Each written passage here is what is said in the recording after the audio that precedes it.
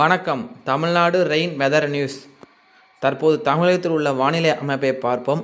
அதற்கு முன்னாடி நமது தமிழ்நாடு ரெயின் வெதர் நியூஸ் சேனலை மறக்காமல் சப்ஸ்கிரைப் பண்ணுங்கள், லைக் பண்ணுங்கள், ஷேர் பண்ணுங்கள். வீடியோ ஸ்கிப் பண்ணாமல் முழுமையாக பாருங்கள்.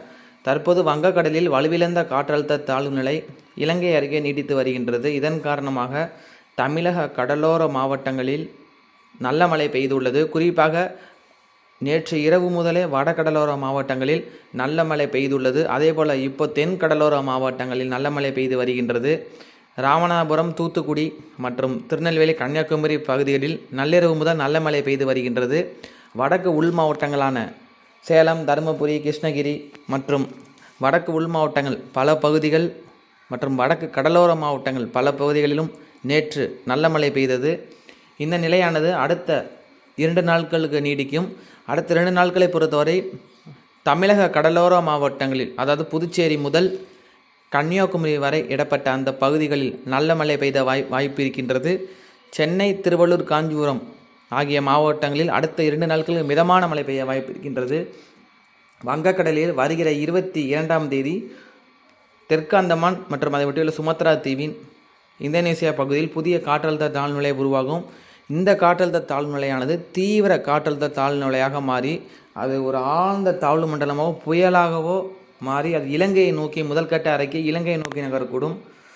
அப்போது இந்த காற்றழுத்த தமிழகத்தை நோக்கி நகரும் பட்சத்தில் தமிழகத்தில் பல மாவட்டங்களில் அதிக கனமழை பெய்ய வாய்ப்பு இருக்கின்றது. நீங்கள் பார்த்து கொண்டிருப்பது செயற்கைக்கோள் படம். இந்த காற்றழுத்த தாழ்நிலை பாருங்கள், ஒரு சுழற்சி பாருங்கள், சுற்றி பாருங்கள், எந்த அளவுக்கு ஒரு சகப்பாக இருக்குது அப்படின்னா அந்த அளவுக்கு ஒரு தீவிரமான ஒரு தாழ்வு மண்டலமாக இருக்க போது. இது முதல்கட்ட அறிக்கை இலங்கையை நோக்கி வரும் அப்படிங்கிறது முதல்கட்ட அறிக்கை. இருந்தாலும் தொடர்ந்து கண்காணிக்கப்பட்டு வருகின்றது. கடலில் வெப்பநிலை மாறுபாடு மற்றும் MGO மற்றும் அதை ஒட்டியுள்ள அப்பர், அதாவது வளிமண்டல மேலடுக்கு காற்று, இதெல்லாம் பொறுத்து தான் இந்த காற்றழுத்த மண்டலம் அல்லது புயல் கரையை கடக்கும் திசையை மாற்றிக்கொண்டே இருக்கும். தொடர்ந்து கண்காணிக்கப்பட்டு வருகின்றது. 22ஆம் தேதி முதல் மக்கள் மிகுந்த எச்சரிக்கையாக இருக்க வேண்டும். இது புயலாக மாறும் பட்சத்தில் மீனவர்கள் கடலுக்கு செல்ல வேண்டாம். விவசாய நண்பர்கள் உங்கள் அறுவடை பணியை முடிக்குமாறு கேட்டுக்கொள்ளப்படுகிறார்கள். தொடர்ந்து கண்காணிக்கப்பட்டு நமது வானிலை அறிக்கையில் தெரிவிக்கப்படும். அடுத்த 2 நாட்களை பொறுத்தவரை தமிழக கடலோர மாவட்டங்கள் ஒரு சில இடங்களில் கனமழை பெய்யும். தென் கடலோர மாவட்டங்கள் சில இடங்களில் கனமழை பெய்யும். வடக்கு உள் மாவட்டங்கள் மற்றும் மேற்கு தொடர்ச்சி ஒட்டியுள்ள பகுதியில் சில இடங்களில் கனமழை பெய்யும்.